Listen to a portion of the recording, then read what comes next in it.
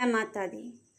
आज सुनिए माँ चंद्रघंटा की कथा और माँ चंद्रघंटा का आशीर्वाद आप और आपके पूरे परिवारजनों पर सदैव बना रहे। माँ भगवती का तीसरा रूप माँ चंद्रघंटा कहलाती है।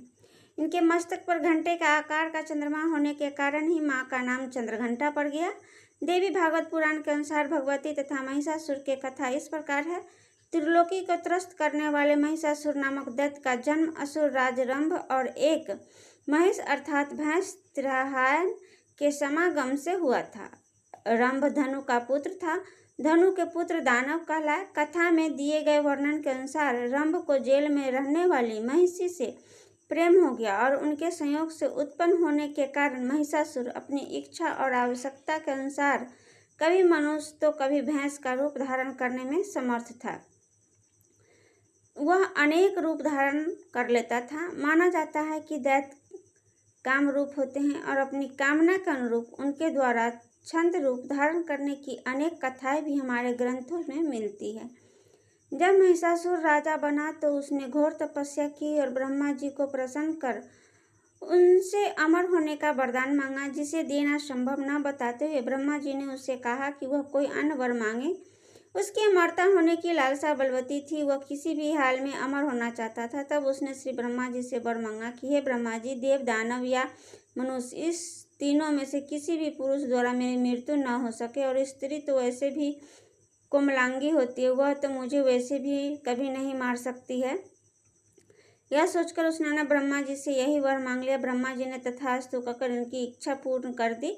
अब वह वर पा लेने के बाद महिषासुर ने पृथ्वी को जीत लिया। स्वर्ग पर आक्रमण करके देवता से वहां को अधिपत्ति भी छीन लिया। भय से व्याकुल देवता गण भी ब्रह्मा जी के पास गए, क्योंकि उन्हीं के दिए वरदान अनुसार वह दैत्य शक्तिशाली बन बैठा था। तब श्री ब्रह्मा जी ने सभी देवताओं को विष्णु भगवान की शरण में जाने को कहा और फिर से ब्रह्मा जी अन्य देवी देवताओं के साथ श्री विष्णु जी की शरण में गए और अपनी रक्षक और सहायता के हेतु प्रार्थना की। और फिर यहीं से देवी चंद्रघंटा के प्रकट की कथा आरंभ होती है। देवताओं ने भगवान विष्णु से पूछा कि हे नारायण, ऐसी कौन सी स्त्री होगी जो दुराचारी महिषासुर को रण में मार सके। तब भगवान विष्णु ने मुस्कुराते हुए कहा, अब तो एक ही उपाय है। यदि सभी देवताओं को तेज से सबकी शक्ति के अंश से कोई सुंदरी उत्पन्न की जाए तो वही वीर स्त्री मायावी मंदोमंत दुष्ट महिषासुर का वध करने में समर्थ होगी। इसलिए भगवती पराशक्ति से हमें प्रार्थना करनी चाहिए कि वह हम सबके तेजांश को सेवक तेज पूज स्वरूपनी नारी के रूप में प्रकट हो। उस नारी को हम रुद्र आदि सब देवता विविध प्रकार के सहस्त्र आदि देंगे। तब विभिन्न शस्त्रादियों को सुसज्जित हुई वह तेजोमयी नारी उस पापी मंद गर्भित दुरात्मा का वध अवश्य कर देगी। उनके ऐसा कहते हैं श्री ब्रह्मा जी के मुख से एक असहज तेज पुंज निकला। सुंदर आकृति वाला वह तेज लाल रंग का था और उसके बाद भगवान शिव के शरीर से भी महाप्रचंड तेज निकला, जो भयंकर रूप वाला पर्वत के समान विशाल और साक्षात दूसरे तमोगुण जैसा था। इसके बाद भगवान विष्णु के शरीर से सत्वगुण संपन्न नीलवर्ण और अत्यंत दीप्तिमान दूसरी तेजो राशि प्रकट हो गई। और फिर इसके बाद देवराज इंद्र के शरीर में पूर्ण गोलाकार स्वर्ण गुणात्मक तेज प्रादुर्भूत हुआ। कुबेर यम अग्नि वरुण कामदेव चंद्र और अन्य देवताओं के शरीर से भी अतिशय प्रदीप्त तेज निकला। दूसरे हिमालय पर्वत के समान विशाल उस महादिव्य तेजो राशि से सभी के देखते ही देखते एक सुंदर और महान तेजस्विनी नारी वहां प्रकट हो गई। सभी देवताओं के शरीर से अभिभूत वह तीर्ण गुणात्मकता अर्थात सत्वगुण रजोगुण और तमोगुण से युक्त त्रिवर्णा अर्थात 3 वर्णों वाली 18 भुजाओं वाली उज्ज्वल मुख वाली काले नेत्रों वाली अपूर्व कांत में संपन्न स्त्री साक्षात भगवती महालक्ष्मी थी। असुरों का विनाश करने के लिए वे तब हजारों भुजाओं को सुशोभित हो गई। और उसके बाद देवताओं ने उन्हें अपने अपने शुभ भूषण को आयुध प्रदान किए। उन्होंने विविध अस्त्र और वस्त्र भी प्रदान किए, जैसे क्षीर सागर से लाल रंग के दिव्य वस्त्र तथा मणिमंडित हार। विश्वकर्मा ने करोड़ों सूर्य के समान तेज वाली दिव्य चूर्णामणि कुंडल द्वैबाबुज के और तरह तरह के रत्न जटित कंकर। वरुण ने सदैव खिले रहने वाले कमल पुष्पों की वैजयंती माला। हिमालय पर्वत से विविध प्रकार के रत्न तथा सवारी के लिए सिंह और अनेक देवताओं ने नानाविध अनुपम वस्त्र आभूषण प्रदान किए। सिंह पर सवार सर्वभूषणों से सुसज्जित देवी सत शोभामय लग रही थी। तब सभी देवों ने उन्हें और विविध आयुध प्रदान किए। भगवान विष्णु ने अपने सुदर्शन चक्र के अंग रूप से उत्पन्न सहस्त्रधार वाला अत्यंत तेजोमय चक्र प्रदान किया।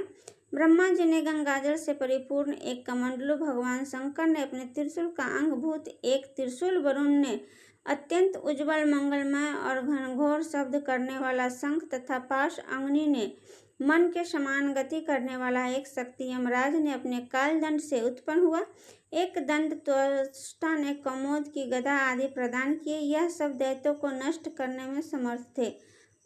इस प्रकार सब आभूषणों को सहस्त्र शास्त्र से सुसज्जित भगवती को देखकर सभी देवता बड़े प्रसन्न और विस्मित हुए और उन्हें नमन कर उनकी स्तुति करने लगे और उन्हें महिषासुर द्वारा दिए गए उपद्रव को त्रासों के बारे में बताकर उनसे विनम्र स्वर में रक्षा की प्रार्थना करने लगे। इंद्र आदि देवताओं द्वारा नमस्कृत और स्तुति किए जाने वाले देवी भगवती ने उनसे मदहंस से बिखरते हुए कहा कि देवों, भाय का भाय त्याग करो। उस मदमती महिषासुर को मैं नष्ट कर दूंगी।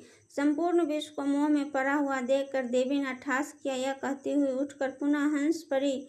इससे जो घोर शब्द गूंजा हुआ दैत्यों को भयभीत करने वाला था, उस शब्द से पृथ्वी कांप उठी, पर्वत हिल उठे, समुद्र में ज्वार उमड़ पड़े, सुमेरु पर्वत तक विचलित हो उठा, दिशाएं गुंजायमान हो उठी और दैत्यों का दिल दहल गया। दोनों देवों ने भगवती की जय जयकार का उच्च घोष किया, जिसे सुनकर दैत्य भी भयभीत हो गए। महिषासुर ने भी सुना और सुनकर वह अत्यंत क्रोध हो गया और इस निनाद के विषय में पता लगाने के दैत्यों को आदेश देकर कहने लगा कि दैत्य हो या देवता, जिसने भी यह कर्ण कटु शब्द किया है उसे पकड़ कर लाओ। अपने भेजे हुए दूतों से गर्जन करती हुई सुंदर किंतु भयभीत करने वाली नारी के बारे में जान लेने के बाद उसने अपने मंत्री को उस सुंदरी को साम आदि अर्थात साम दाम भेद दंड भेद किसी भी उपाय से किसी प्रकार से वहां लिवा लाने के लिए भेजा।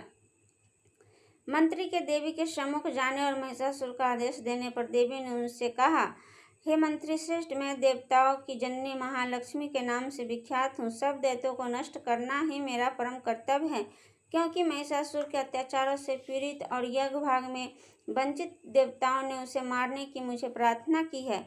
अब तुम उस पापी को जाकर कह दो, यदि तुम जीवित रहना चाहते हो तो तुरंत पाताल लोक चले जाओ, देवताओं को उनका आधिपत्य वापस कर दो, और अन्यथा मैं बाणों से तुम्हारा शरीर नष्ट भ्रष्ट करके तुम्हें यमपुरी पहुंचा दूंगी। मैं बिना किसी सेना के अकेले ही उसका वध करने यहाँ आई हूँ। मंत्री ने जाकर दैत्यराज महिषासुर को यह सारा वृत्तांत कह सुना तो दैत्यराज ने अपने साथियों के साथ परामर्श किया। उसके मुख्य मंत्री थे त्राम, वशाकल, अशिलोमा, दुर्मुख, दुर्धर, दुर्मुत, विरूपाक्ष, बिडालाक्ष और चिकुर इत्यादि। इसके बाद ताम्र और अपने संदेश के साथ देवी के पास भेजा। ताम्र के वचन सुनकर हंसते हुए किंतु मेघ के समान गंभीर वाणी में देवी ने उसे उत्तर देते हुए कहा कि तुम उस मरणोन्मुख महिषासुर के पास लौट जाओ और उससे मेरी यह बात कह दो कि जैसे घास तिनके आदि खाने वाली तुम्हारी माता है, वैसे ही मैं उनके समान लंबी पूंछ, मोटे पेट और बड़े सींगों वाली भैंस हूँ। अतः स्वयं आकर युद्ध कर। यदि तुझे प्राणों से मोह हो तो अपने साथियों के साथ पृथ्वी और सागर छोड़कर तुरंत पाताल लोक चले जाओ। इतना कहकर देवी ने कलम के समान घोर गर्जन किया, जिसे सुनकर दैत्यों का हृदय फट गया। ताम्र भयभीत होकर वहां से भाग खड़ा हुआ। ताम्र को इस प्रकार वापस आया देख महिषासुर भी मूढ़ हो गया। दुर्मुख और वाष्पल ने युद्ध की मंत्रणा करते हुए कहा कि हम जाकर युद्ध करेंगे, और वे देवी के सम्मुख चले गए और उन्होंने महिषासुर को वर के रूप में स्वीकार करने की वही पुरानी बात कही। तभी देवी के ललकारने पर उन पर बाण वर्षा आरंभ कर दी और इस प्रकार भयंकर युद्ध प्रारंभ हो गया, जिससे देवी ने दोनों को देखते ही देखते वध कर दिया। तब सेनापति चिक्षु ने अत्य दैत्यों को लेकर देवी के पास पहुंचा। वो भी अपनी दैत्य सेना सहित मारा गया। फिर तो अशिलमा और बिडालाक्ष भी सैनिकों के सहित देवी द्वारा मृत्यु का ग्रास बन गए। अंत में महिषासुर स्वयं आकर्षक मनुष्यों का रूप का धारण युद्ध के लिए चल पड़ा। उसकी मूढ़ बुद्धि में यही बात आ रही थी कि इस मोहक रूप से वह देवी को अपनी ओर आकर्षित कर लेगा।